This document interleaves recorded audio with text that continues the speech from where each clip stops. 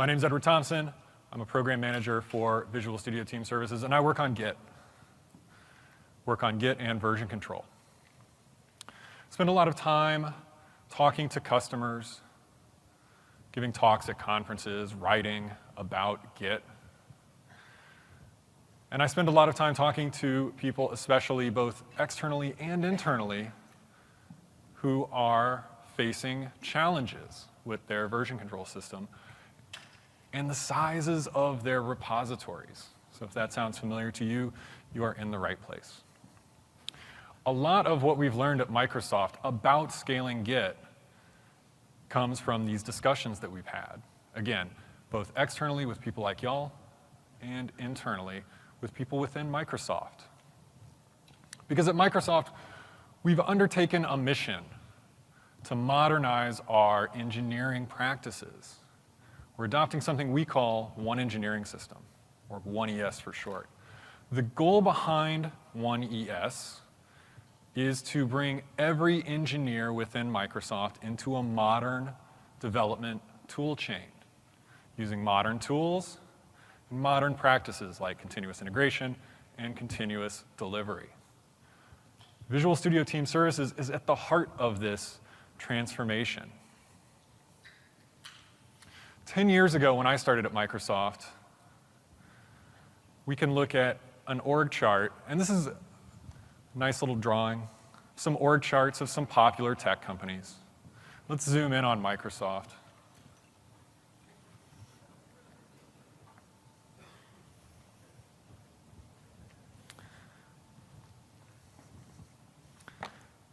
See, 10 years ago, we had what we called silos. I'm sure you're familiar with this term. Throughout the Microsoft family of products. Windows was in its own silo. Office was in its own silo. Visual Studio, Bing.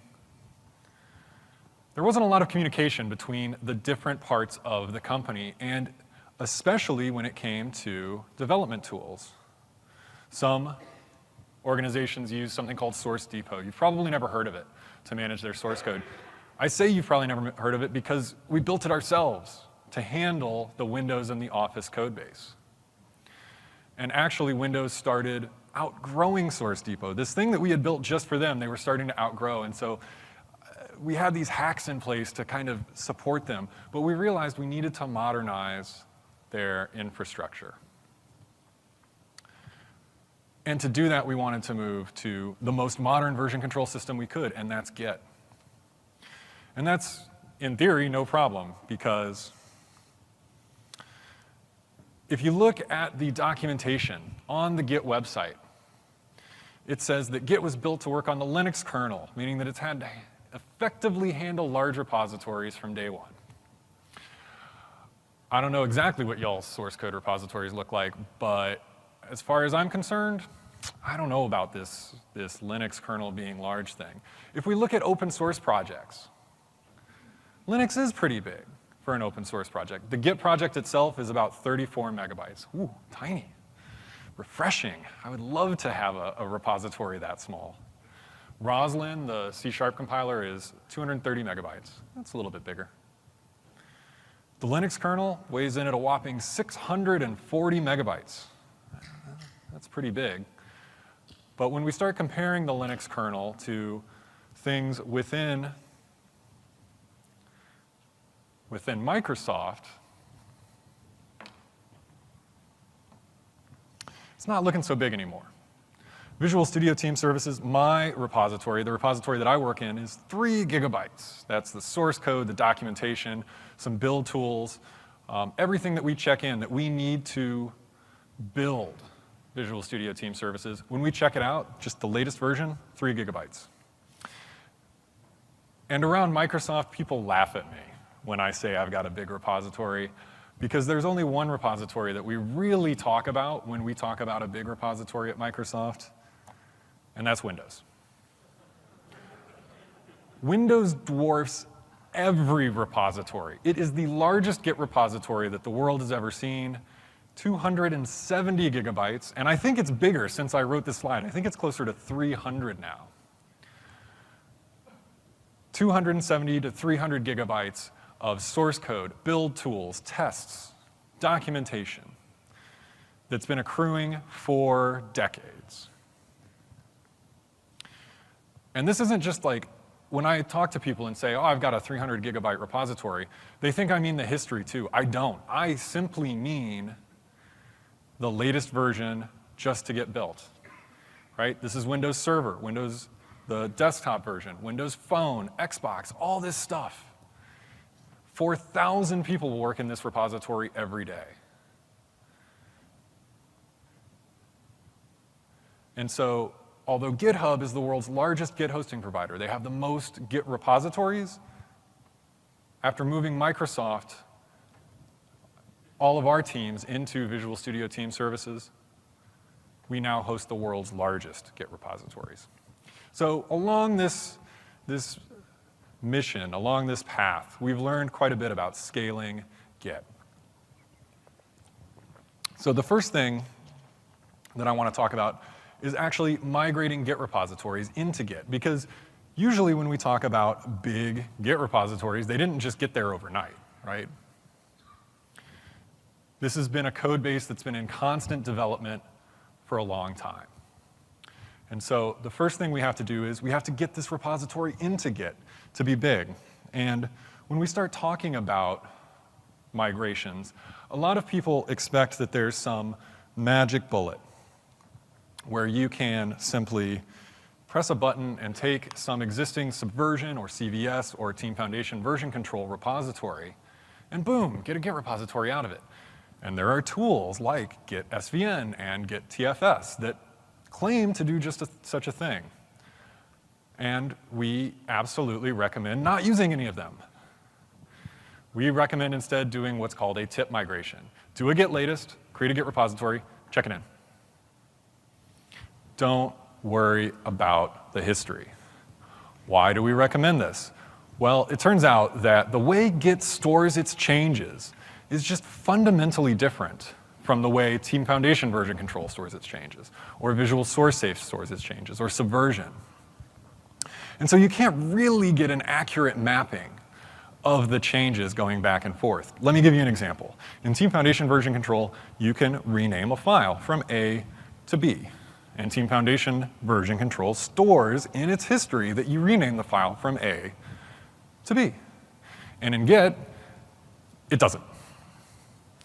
If you run git log or git diff, you can sometimes see that a rename happened, but what's actually happening isn't that the rename was stored in history. What's actually happened is that Git has done some clever heuristics to decide that this file A is pretty similar to the file B, and so you probably renamed it, but there's no guarantee of that. And so what happens is that this is kind of a fuzzy translation if you try to do a conversion. You'll never get it 100%. And it turns out that the people who don't like these sort of fuzzy evaluations and things not being 100% are people like lawyers and auditors. So if you ever have lawyers and auditors in your code base and they're looking through something and they say, hey, look, Bob added this file B, and he did it a month ago.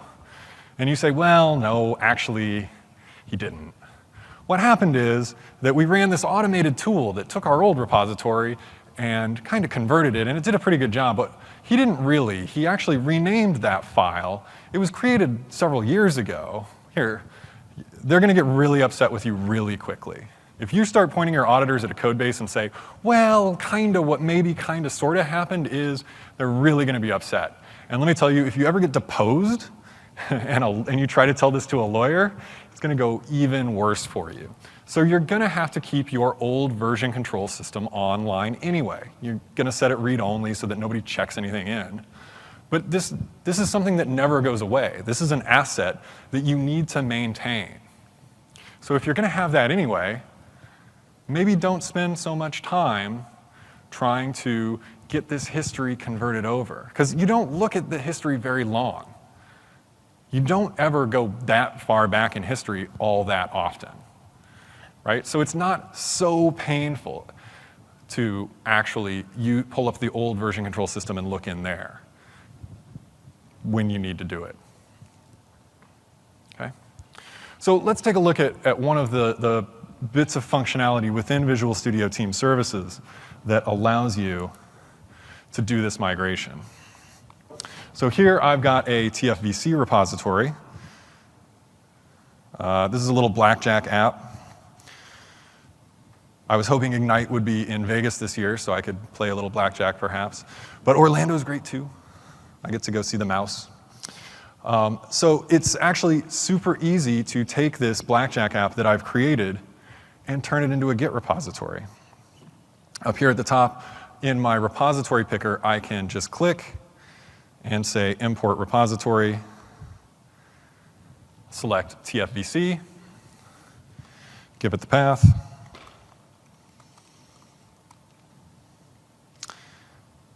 And although I said I strongly recommend a tip migration, we do allow you to migrate a little bit of history. This is this checkbox right here. However, again, this is just to get you familiar with the new system so that you don't always have to keep going back to the old system. Because again, you tend to look at history, just for the last week or 2 weeks most frequently. So this allows you to import just a little bit of the history. It doesn't let you go all the way back. This is a very minor history import, but I'm going to turn that off, and I can just give my new repository a new name, call it Blackjack Git, click import, get a cute little truck, and this is a really straightforward way because you don't have to download anything from the server, you don't have to run any commands yourself. It's all taken care of right on the website. Can hit reload, and boom. I've got a Git repository now that reflects the state of my TFVC repository. And of course, I can just git clone it. Click that clone button right there to get the URL so I don't have to type it.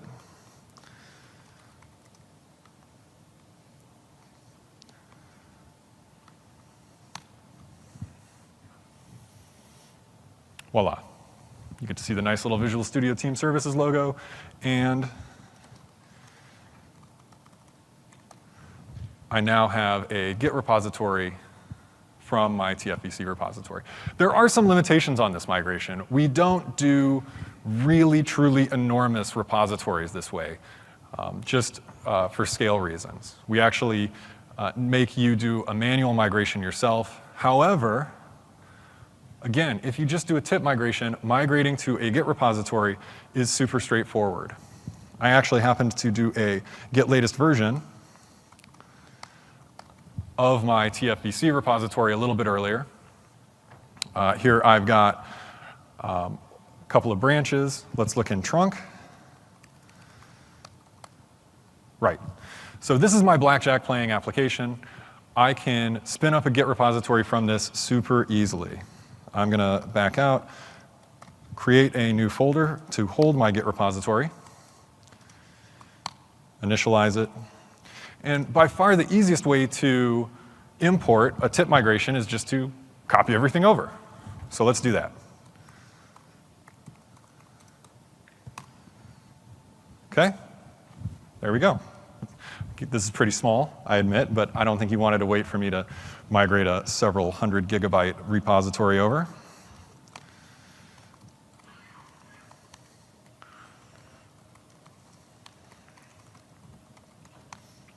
Great. I've got my Git repository locally. I've got the import commit. And one of the great things that I can do in a manual migration is simply add some of the branches that I've been working in TFVC. No problem. It's Git, branching, and merging are really straightforward. So I can just create a new branch called feature1. And again, the easiest way to do this is just to copy everything in. So I can just copy my other branch right on top and just overwrite everything. The way Git's storage mechanism works, this will actually deduplicate all the data itself. So you're not storing a second copy of everything. This is a really straightforward migration. And now if I run git status, you can see that only the changed file between those two branches, I've only changed the README in that other branch, is actually getting changed. So this is a really straightforward way to do a migration. I can come back to Team Foundation version, to Visual Studio Team Services. I can create a new repository to hold this. Call it Blackjack Manual Import. Click Create. Visual Studio Team Services will give me the instructions to push my migrated repository right there. Just copy those. Paste them into my command window. Should have copied each line separately.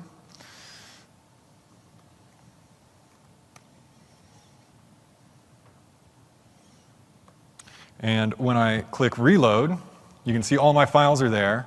I can drop down the branch picker, and I actually got both my feature branch and my master branch.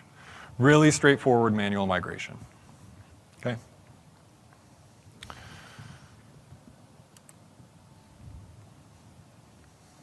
So that was a migration both with the VSTS migration tool and a simple tip migration. So once you've got a Git repository, now one of the things you've got to do is teach your employees, your developers, how to use Git. And this is actually really challenging at scale. You can't just tell everybody, hey guys, go learn Git, and expect it to happen overnight. What we found at Microsoft is we want to look at the development teams themselves. So at Microsoft, we have 5 to 6 person teams, and that's about the right number. Some are a little bit bigger, up to about 10, but that's kind of the granularity that we look at when we want to start training people for using Git as well. And what we want to do is pick within each team. Instead of trying to teach all of the engineers all at once, we pull one person out of each team who wants to be the Git expert. And there's usually somebody who actually wants to be the Git expert, which is wonderful. There's somebody who's passionate about merge versus rebase and all of those fun things. So it's easy to find the Git expert. And what we do is we train them a little bit more intensively so that every team has one person that they can go to and ask their hard questions of. And we make sure that we connect the Git experts. For us, we're at Microsoft, so we rely heavily on email. And we have a discussion list for the Git experts so that when somebody comes to them and asks a question that stumps them, they can ask the rest of the list. So we're doing Git help at scale by distributing it at Microsoft. And we make sure that we have real core experts who know the ins and the outs of Git, who make sure to monitor these lists. In fact, we have, at this point, we have a on-call rotation for a Git expert to make sure that nobody is ever unable to get their changes into production, right? If we have a live site incident with Bing, with Visual Studio Team Services, we need to make sure that that gets handled quickly. And we can't have somebody's inability to use Git the way they need to at that moment be the barrier. Another thing that we always talk about when we talk about migrating people into Git, especially at a large scale, is branching strategies. If we rewind 10 years and look at the TFVC branching strategy, I think this is pretty similar to what the Rangers actually suggested, is that you'd have a main branch. You'd call it main, you'd call it trunk. And what ended up happening often is you would branch to the group level. This is what we did within Microsoft anyway. For the Team Foundation server team 10 years ago, we were part of Visual Studio. We were part of their version control system. So we had a branch called ALM. That's where the TFS team lived. And what would happen was we would make our changes in our branch, and we would send them back to the main branch where all of the Visual Studio team lived. And we would do what that's called an RI, or a reverse integration. I don't want to bog you down with three-letter acronyms. But what would happen is every team would do that all at the same time so that we could make sure that these changes got back to the other teams in an FI. So everybody would merge into main, and then everybody would then take a merge back from main. This happened all the time. We called it merge hell. And the problem was it wasn't just limited to the ALM team, to the TFS team. We split up branches after that into our subgroups, and they had the same kind of RI and FI problem. And it just kind of kept going down to the feature level. This was really complicated, and that's not even getting into the release branches that inevitably resulted. We'd have VS 2012, 2013, 2015 would all have their own branches. It was kind of a mess, to be completely honest with you.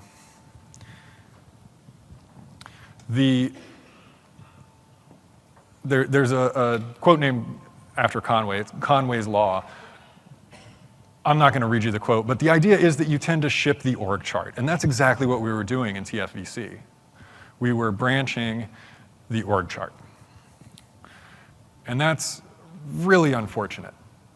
The nice thing about Git is that branches are so cheap to create, it's allowed for some new branching strategies. The idea is that you want to get your code into the master branch as quickly as possible. You don't do these crazy multi-level branching strategies. You don't do RIs and FIs. You can use what's called the GitHub flow branching structure, where you simply create a new branch for a bug fix, and you merge it as quickly as you can. If you need a longer running branch, let's say you're working on a bigger feature, you may need to merge master in before you merge yours back into master. But the idea is, instead of having this multi-level branching strategy, this very complicated strategy, instead, you have one branch that matters. This fits very well with GitHub's release structure. When I used to work at GitHub, the idea is that master is always what's in production. So as soon as you merge a pull request, it gets deployed. This is actually pretty incredible for a CI/CD setup.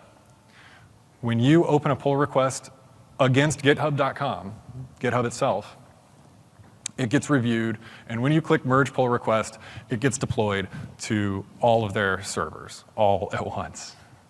It's incredible. However, it has some scaling problems. GitHub is now about 600 employees. Several hundred of those are engineers. And when I left GitHub a year ago to come back to Microsoft, it could take hours to get a pull request deployed. I would line up in the queue of people waiting to merge their pull requests into production, because of course you can't just like merge it and walk away. You need to make sure that everything is still working, that you haven't caused some serious problem with your code. It would take hours, especially on like a Friday at midday. Everybody was trying to get their changes in at once. It didn't scale. It stopped scaling. So what we do at Microsoft, especially within the Visual Studio Team Services team, we do something a little bit different. Instead of always deploying master, we actually use a release branching structure, and we call it release flow. The idea is that when we want to do a release, we do a release sprintly within VSTS, so that's every 3 weeks for us. When we want to do a release, what we do is we create a branch off of master. It's illustrated down at the bottom. We name it based after the sprint that we're on. If we're on sprint 120, we call it M120, milestone 120. And we deploy that to production. If we ever need to bring a hot fix in, and of course we do, because sometimes we put bad code into production, it happens. What we do first is let's say it's this topic branch in red, we merge it into master first. This is our policy so that we never accidentally bring code into production and then accidentally revert it because we forgot to bring the change to master too. So once the code is in master and checked, then we will cherry pick it into our release branch and deploy that to production. Okay? So for the most part, we do not bring new features, new changes in master into production. Those will go out in the next sprint release unless they're actually fixing a live site incident or a critical fix that needs to go into production. And again, we never check into these milestone branches, these sprint branches, the release branches. We never check into those directly. We always go through master first. Let's take a look at what that looks like. And I'm actually going to, this is what happens when you don't tell your boss what you're doing before you go do it. I'm actually going to show you our repository. This is VSTS. This is actually our code. We can take a look at it. Click on the Files tab. And this is actually the code behind Visual Studio Team Services. This is our repository that I work in. If we go to branches, and as you can see, I don't have the best hygiene when it comes to branches. I've got branches still hanging out from a couple years ago. Let's ignore that and instead click All.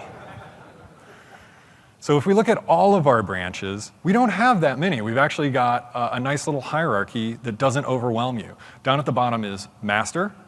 That is, again, our master branch. That's where we keep everything integrated. And it was most recently changed 5 minutes ago. So this is getting pull requests merged into it all the time. We've got user branches. If I'm making a bug fix or a feature, I'm going to create a branch inside users.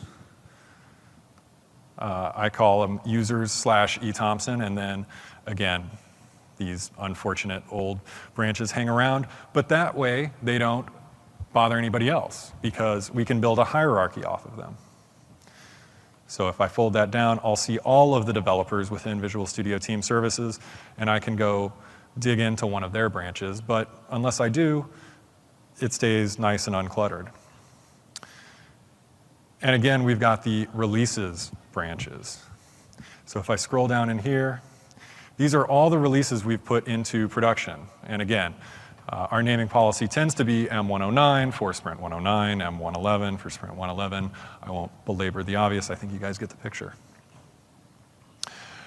So again, when we want to bring a change into production, let's take a look at a pull request that did just that. So this is an actual pull request that is fixing a live site incident. That's what we call, oh shit, everything broke. This is fixing a live site incident, and I don't remember this one. I don't know exactly what problem this solved. But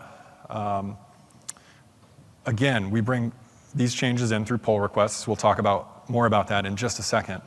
But if we look right here, there's a question. Is the fix already in master?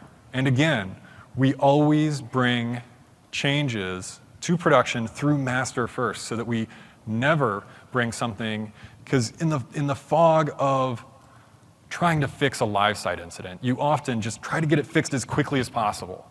And sometimes you forget the little details.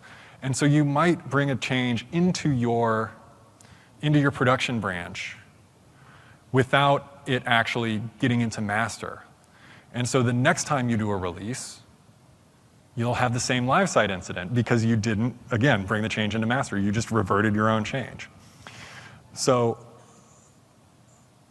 I can click on the pull request that it's referencing, and it looks the same, right? It feels like I didn't actually go anywhere. However, you'll notice this is the original. It's getting merged into releases M123 to go into production.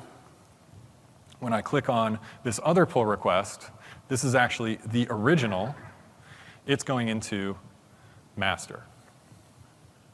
And once this lands, we've actually got a really handy button. This is an extension just on our account that we've made, because you can have private extensions in Visual Studio Team Services. You can put them in the marketplace. That's what we've done here. You can click cherry pick. So we actually use this functionality. We create a pull request against master, and then generally we just click cherry pick to retarget, create a new pull request that targets our releases branch. Very straightforward.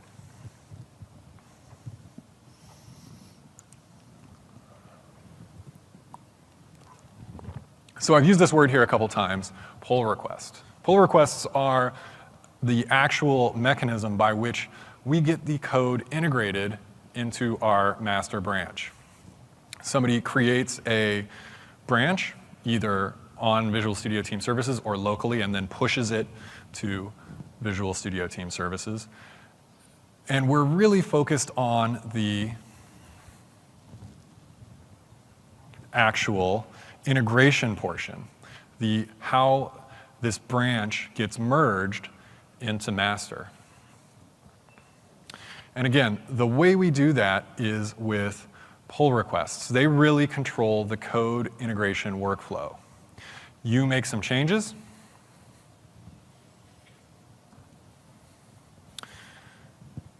Then you build and test your changes. You use continuous integration. You then get code review.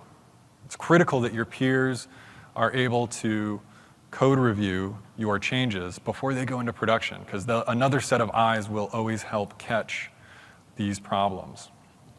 Then you merge your changes, and of course, then you release your changes. And it's pull requests. They can't help you fix your code. They can't help you make the change. And they can't help you release your code. But pull requests handle everything in between. They kick off the continuous integration. They allow your peers to do the code review, and they actually do the merge. Let's take a look at a pull request workflow.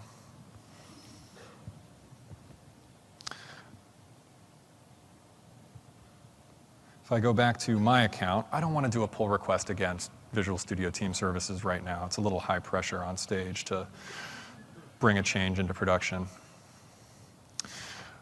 So I'm going to, let's pick this project. I've got a little project here. It's a little C# app. And I'm going to make just a trivial change.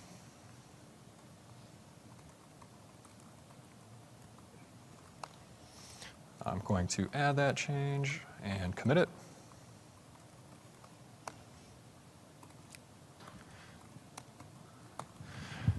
And although I made the change on my master branch, I'm not going to push this directly to master. I want to push this to a different branch on the server.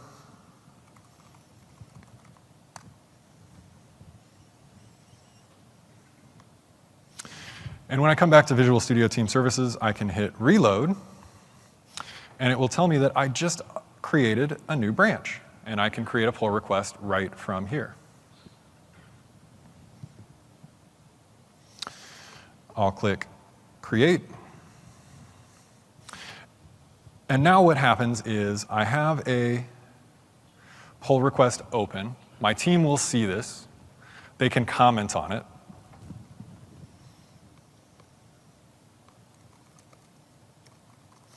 And in fact, we've been enhancing the pull request experience within Visual Studio Team Services to be a little bit more social. If you saw Donovan's keynote, his demo during Scott Guthrie's keynote, we can even add animated GIFs like Donovan dancing. I don't have an image of myself dancing, so we're going to have to leave it at that for now. But your coworkers can comment on this, and once they're happy with it, you can click complete, and that will merge the pull request into the master branch. And if you're at GitHub, boom, it gets deployed to production. Obviously, some people want a few more steps in their deployment pipeline before that happens. Okay, I think a lot of you have seen pull requests before, so I'm not gonna belabor that. But what do pull requests have to do with scaling Git? Well, it turns out that pull requests are also a great arbiter of how changes get into your master branch. When we first started moving the Visual Studio Team Services team out of TFVC and into Git, we had a few hundred developers working all at the same time. And again, on a busy Friday, it tends to be when contention starts happening. What we would see is we would try to push something to the server. So let's say I create a branch off of master locally on my machine. And I make some changes and I commit them. That's the blue node at the bottom. And when I go to push my changes, what I find out is one of my coworkers has beat me to it. And on the server, there's already a new change. That's fine, that's no problem. What I need to do then is I need to fetch that change down locally and either merge my changes into that or rebase it. Great, no problem. I'm going to rebase. I've got a new commit ready to go, but it's a busy Friday. And while I was doing that rebase, somebody beat me to it. So that's fine. I can download that change, I can merge, or I can rebase. And while I did, I'm not joking. This is not like some theoretical, oh, maybe this is a problem. At about 300 people, we found this to happen all the time. When we started moving to Git, our pull request experience was sort of in dog food status, right? This problem made us get pull requests out the door so much quicker just to solve our own problems. Because the nice thing about pull requests is merges happen on the server. If you're just pulling down the changes, merging them locally, and then trying to do the push, you have to do all those changes yourself. You have to pull the changes down, you have to do a rebase or a merge, and then you have to do a push. So already the person with the fastest internet connection is benefiting from that. You know, me, I work remotely, I work from home. I would always lose that race. Somebody in the Microsoft office is like, look at my amazing connection to Azure, whereas I'm, you know, basically a little better than a dial-up. And it also favors the people who are fastest typists to resolve the conflicts, to run Git rebase. So by moving to pull requests, the server takes care of almost all of that for you. It will do the merge itself. You don't have to download anything. It's got all of that stuff in memory. And you only need to then download the changes when there are conflicts and resolve those conflicts yourself. So it drastically reduces that cycle time. The other nice thing about pull requests is that you can enforce them by branch policies. We'll see that in a minute. But you can ensure that everybody uses pull requests to get their changes integrated. So what happens now when you have multiple people trying to integrate their changes on that busy Friday afternoon? In most Git hosting providers, what happens is, let's say you have 4 people clicking the merge pull request button all at the same time. What, say, most providers do is the first person who that web request hit the server, again, it's still benefiting the fastest internet connection, wins. Everybody else, now their pull request will be retargeted. The server takes care of this for you. It retargets the pull request on that newest change. So one person wins, everybody else now has their pull request sort of automatically updated. But what happened is, even though they clicked merge pull request, right after they did, it turned gray on them. So they've actually got to refresh the page and then click merge pull request all over again. It's a really disappointing experience. So what Visual Studio Team Services does is we built out what we call a merge queue for pull requests. So if 4 people click merge pull request all at the same time, instead of 1 person winning and 3 people losing, what we actually do is we just serialize these changes. So what we do is we just put them in a queue, like the name implies, and we merge them one after another. So nobody loses unless there are actually conflicts that occur during these merges, because of course 2 people could have change the same region of the same file and not realized it until the merge actually got queued up like that. But that's very rare. And so this merge queue actually solves the rest of the contention problems when people click merge pull request all at the same time. And again, at 4,000 developers, the Windows team, there are people clicking merge pull request all at the same time. 4,000 people working in that repository. We see every contention problem that you can imagine. And so we just don't allow a lot of things to occur. We don't allow people to push directly into master. And we do that by enforcing them with branch policies. So again, if we look at the code integration workflow and we look at pull requests, what we want to focus on, for one, with branch policies, is the code review portion. Because at scale, teams tend to miss problems in code review. It's natural, we're only human. We tend to look, especially in a large pull request, when we're reviewing a large set of changes, we tend to look at the big picture ideas. We tend to look at the architecture, and we sometimes miss the little things when we do. For example, so this is an actual change. This is my open source project, libgit2. This is an actual change that we accidentally let sneak in. If we zoom in, you can see it. I'm actually setting ODB, and then immediately I'm trying to test it. I'm trying to test if it's null, but instead I'm setting it to null, which will then cause an exception. So we totally missed that in code review because the pull request itself is rather big. And we went through all of the architectural parts of the code review. We were really happy with the way we'd abstracted this object database. It was really clever. We were really happy. It solved all of our problems, but we didn't notice that it crashed every once in a while.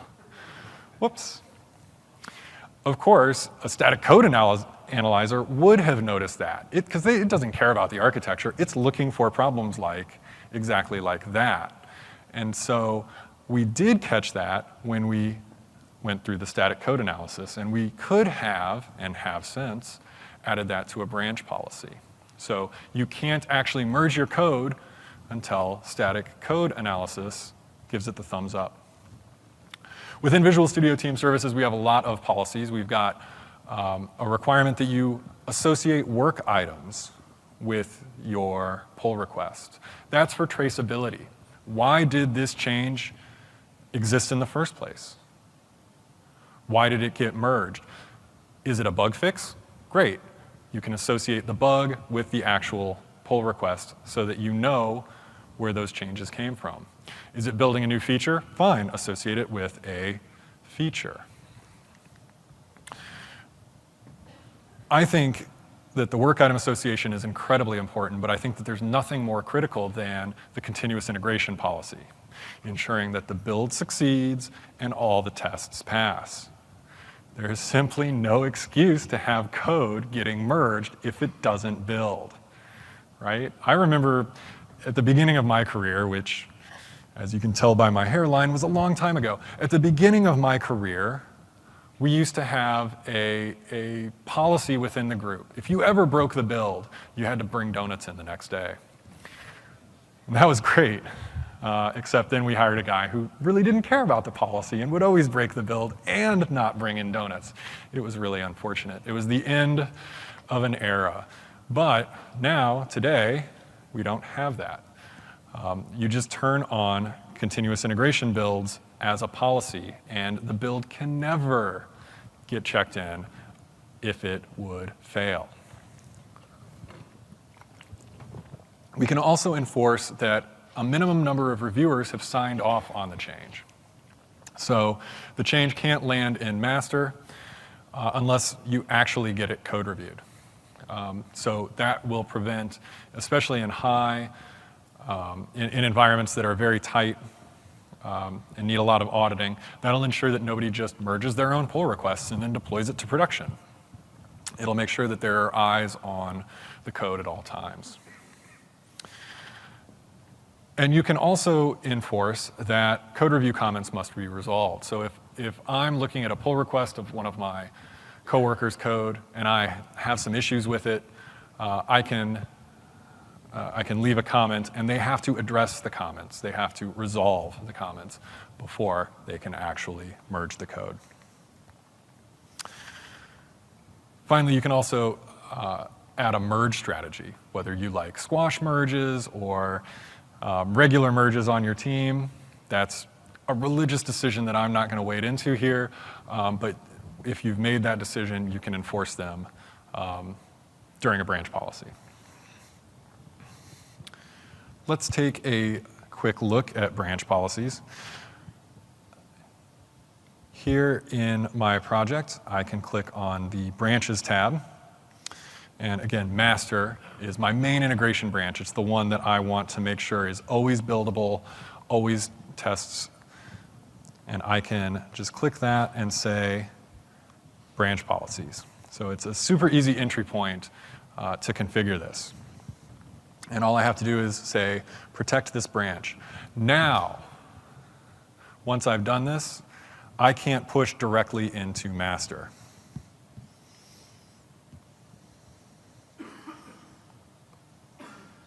If I go back to my project, I'm really excited to be here. Let's add some more exclamation points.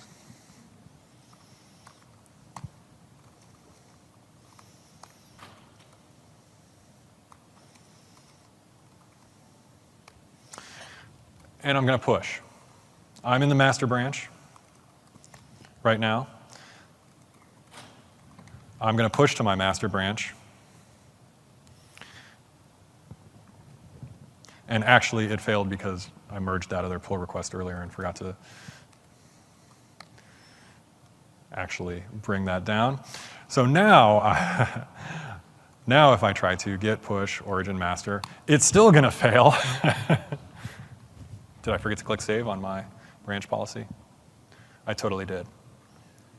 Whoops. OK.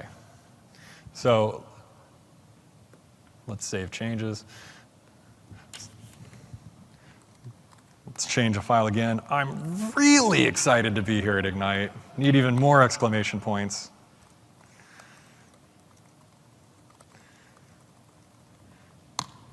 And when I push to master, it will fail. And this time it actually failed for the reason I wanted it to, which is that I need to use a pull request to update this branch. Wonderful. So while I'm here turning on branch policies, I'm turning on minimum number of reviewers. We can set that to 1 and allow users to approve their own changes. Why would you ever do this? That sounds crazy. Doesn't that defeat the entire purpose? Yes, it does. But it sets out a very obvious guideline that you want people to get code reviews. However, if you're in the middle of a live site incident and you can't wake somebody up and you really need to push something into production right now, you still can. You still got the auditing, you still got the traceability. It still needs to go through a pull request, but if you're on a small team working on a big project and you need to get it out the door, you still can. Again, we could turn on linked work items. We could check for comment resolution. We could enforce a merge strategy. But the most important thing for me is build validation. I'm going to add a build policy, and I'm using Visual Studio Team Services for my CI and CD pipeline here. Well, actually, this is a console app. So for my CI pipeline, continuous delivery is downloading a zip file and installing it. So I can select the build definition that I'm interested in, click Save. And now I've built out continuous integration into my project. So now builds must succeed, tests must succeed in order to pull request my changes. So instead of changing the README, let's actually make a serious change. And I'm going to break something completely because I'm using VI to edit C# code. What am I thinking? I should be using an IDE here. So I'm going to do something really stupid and Great.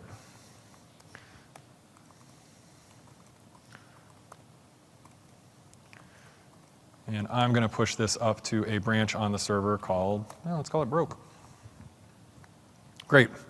So again, just because I can't push to master doesn't mean I can't push at all. I'm pushing up to new branches. And I'm going to go to my code tab.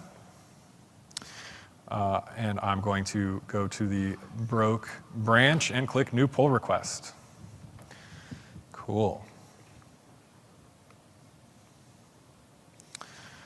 So now when I do, we see a slightly different view in the pull request tab. Over on the left, I've got an X. These are my required policies. At this point, nobody's approved my pull request, so I can't merge it. No matter how hard I try, there's just no button that lets me do it. If I click complete, it pops up a dialog telling me I can't. I can set up autocomplete so that if I'm feeling really confident about this, when the build finishes and passes and all my reviewers approve, that it'll just go ahead and get finished. Because in a lot of workflows with Git hosting providers, you've got another round trip. I create the pull request, I'm really confident about it, that'll kick off the CI build. That could take a while. My reviewers will get notified. That could take a while.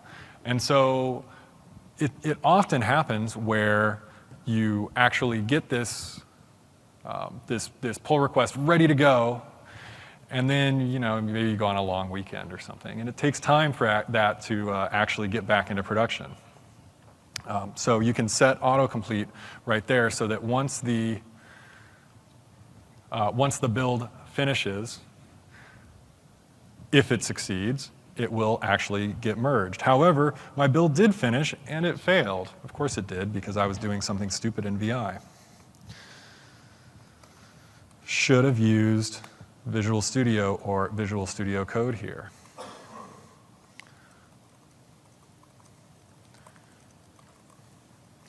So now, with my change,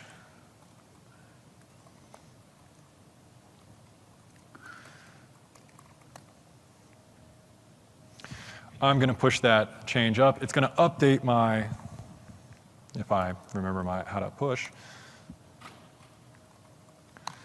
it's going to take that new change, the new commit, and it's going to add that to the pull request. So it's going to rebuild with my changes. So that's great. And again, I turned on required reviewers, but I also set it up so that I could approve my own pull requests, which is good because I'm the only person up here on stage right now. So I'm going to go ahead and approve it, and once that build finishes, it will auto-complete the pull request. And it will go ahead and merge it into master. But we'll come back to that. Shouldn't need to wait for the build to complete. So those are some of the features within Visual Studio Team Services that allow large teams to get their code integrated at scale. Another problem that we tend to see when we look at scaling Git is large files. Oftentimes we'll put some large hunks of data into our repositories, and it's ideal to use a package manager like NuGet to handle your dependencies, or maybe if you're using a Java shop, Maven or NPM, or Ruby has its own package manager, Python has its own package manager, everybody has a package manager.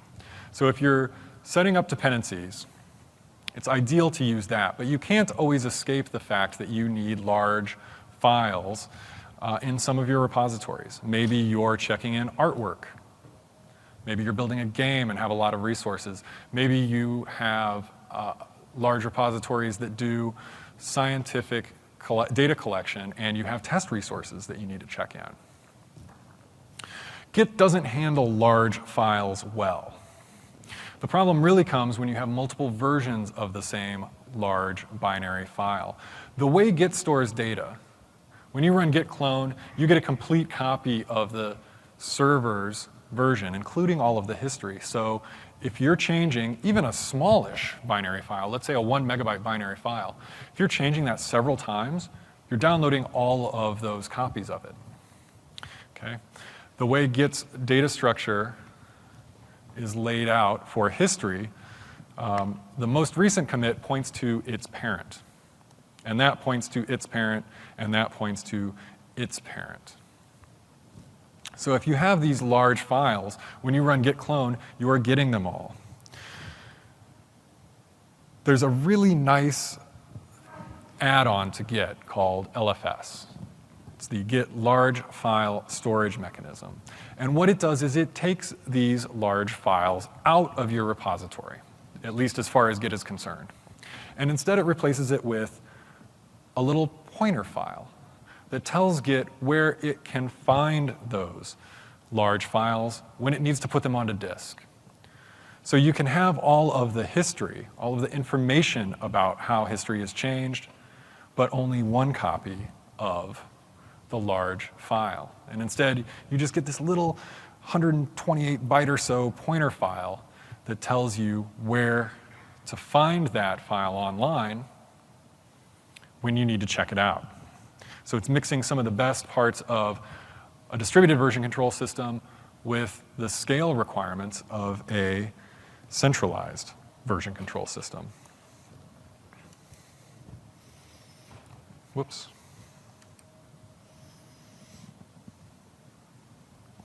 Okay, so I'm going to clone a repository that has some large files in it. In fact, these files aren't that big. It's just that I have a lot of them throughout history. They're only 1 megabyte, but I've got a couple thousand of them. And I'm sure y'all have realized by now that the Wi-Fi here is not ideal, so this is going to take a while. We're at 1% now. I'm going to go ahead and interrupt this. Otherwise, we'll be here all day. Instead, I've got the same repository, and instead of just checking in all the binaries over and over again, I've turned on LFS before I did. And I can clone that one instead, and it should be a little bit quicker.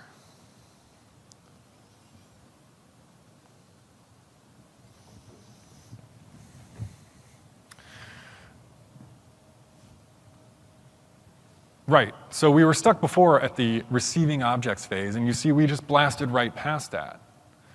So what we did was we downloaded, instead of downloading thousands of 1 megabyte images, we downloaded thousands of those tiny little pointer files, and so it was almost immediate. And now what we're doing is we're downloading just the most recent 10, the 10 that make up the most recent commit. So those are the ones that it just needs to check out. And GitLFS has actually parallelized this process in newer versions. I just haven't updated, and I should have before I got up here. So this is much, much quicker than the process where we're downloading all of those large files all at once. Okay? Now, you can get a similar end result if you do what's called a shallow clone. That downloads just the most recent version of history. It's kind of like doing a git latest in TFVC, and puts those files on disk. The problem is you now have what's called a shallow repository. It's not a really correct, if you will, Git repository, and there's a lot of things that you can't do with it. GitLFS fixes those problems. So what I can actually do is I can navigate into my repository, and I've got those 10 files, same as if I'd done a shallow clone, but I can also run git log, and I can see history. If I'd done a shallow clone, I would only see the most recent commit. Now I actually get all of the metadata about history, even though I don't have all of those thousands of pings that make up the history. The other cool thing I can do is I can switch branches. This is something you can't do in a shallow clone. So I can check out an old branch, and GitLFS is smart enough to only bring in the 2 files that changed between my master branch and my old branch. So it's very efficient. Again, it's some of the best parts of distributed version control with a little bit of centralized thrown in just to speed it up. Okay. Finally, and this goes back to the Windows repository that we talked about earlier, sometimes you just have a big repository. Sometimes you've just got a lot of files. The Windows repository has almost 300 gigabytes of them. How do we deal with that? Again, this is a big problem because when you run git clone, it downloads all the history by default. And even if we did a tip migration, when we moved the Windows team over, at 4,000 developers, the code base still grows very, very quickly. So we've got problems with the amount of history that's there. And we've got problems with the number of files that are there, because many Git operations, as far as their execution time, it scales on the number of files in the working directory or in the repository.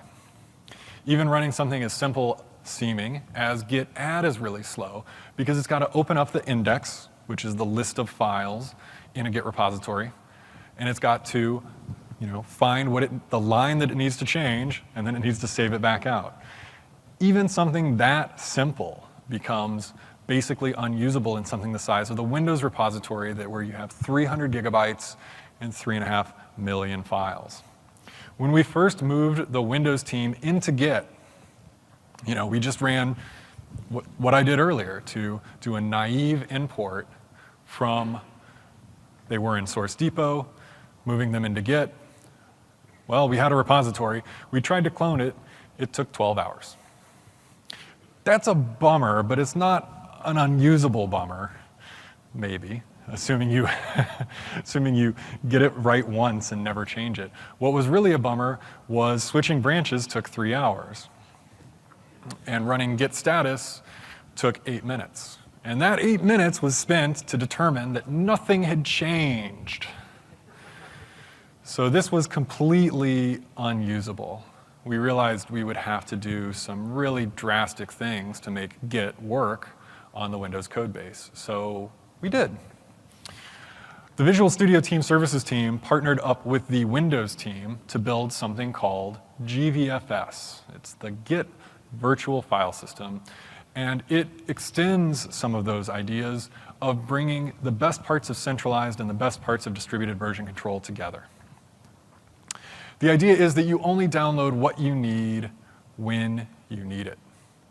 So when you run clone, you only get the metadata behind the repository. Instead of downloading all of the files, it doesn't even download the files at tip. It does some tricks so that it doesn't need to, and we'll see that in a second. The idea is that we want to make Git, as far as its execution time, scale based on the number of files you've used, not the number of files you have in your repository. And when we first rolled out GVFS, in fact, these numbers have gotten better since then. When we first rolled out GVFS, clone took 90 seconds. Totally usable and way faster than even getting set up in their old system, Source Depot. Switching branches takes 30 seconds. Status takes 8 seconds, down from 8 minutes. And commit, this is the part that's improved most since I made this slide. Commit is down to 10 seconds, 5 seconds to run git add, 5 seconds to run git commit. Okay? A really serious improvement. We can take a look at what working with GVFS looks like. I'm not going to pull up the Windows repository. I was told in no specific terms that I couldn't. Again, that's what you get when you ask instead of just do something.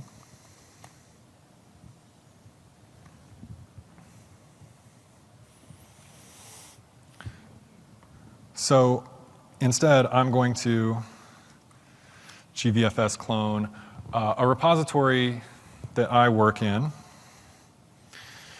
This is the libgit2 repository.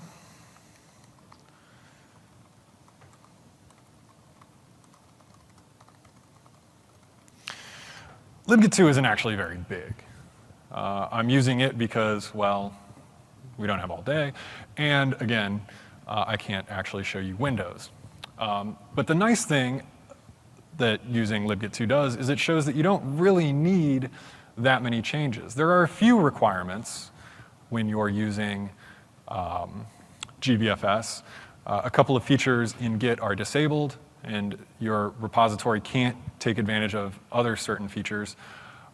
But on the whole, most repositories work just fine with GVFS.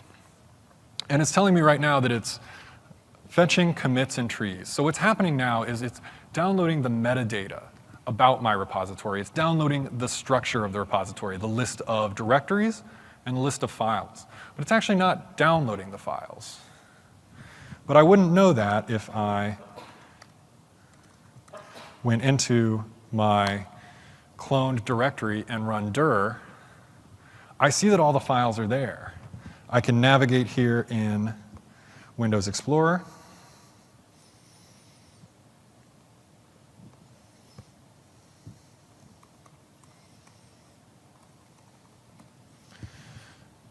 And it certainly looks like all my files are right on disk, if I could type it right, that is.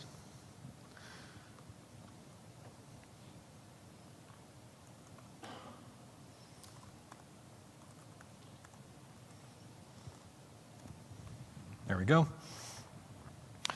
I can even open these files.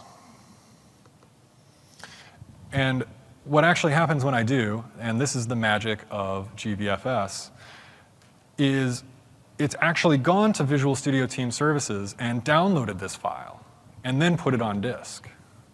So when I ran GVFS clone, it didn't actually get the files. There's an extension to Windows called the GVFS driver that the Windows team built for us that intercepts open calls. So any application doesn't have to know anything about GVFS. The GVFS driver intercepts open calls and will download the files from Visual Studio Team Services and put them on disk for me. That's what allows me to actually clone the repository in only 90 seconds. I don't need all of the files. However,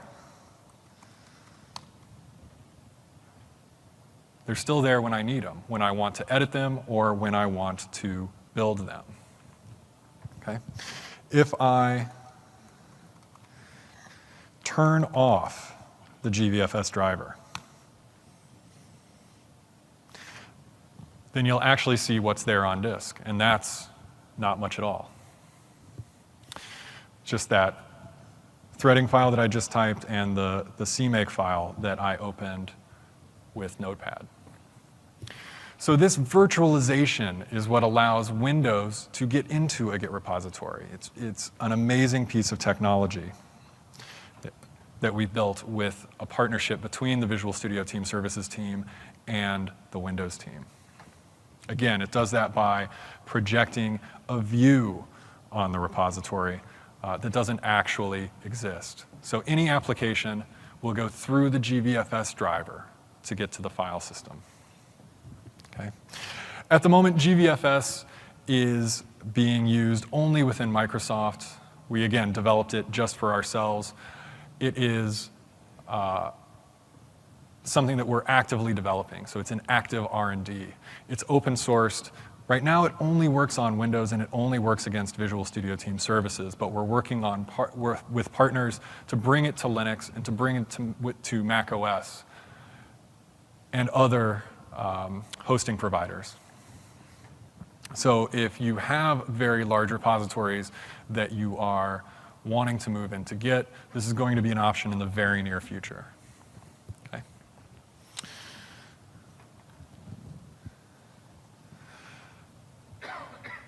So I don't have a lot of time for questions, unfortunately. I'm about out of time. If you do have questions, I will be here after this, so please come on up, or hit me up on Twitter. the best way to reach me. I'm eThompson on Twitter. If you want some more information about some of the technologies that I've talked about today, like GitLFS or GVFS, visualstudio.com/learn-git has all of the resources.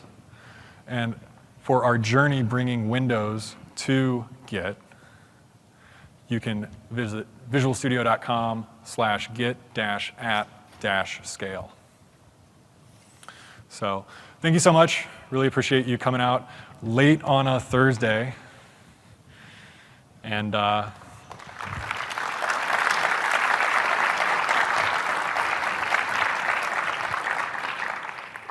thank you. Please don't forget to evaluate the session. Thanks so much.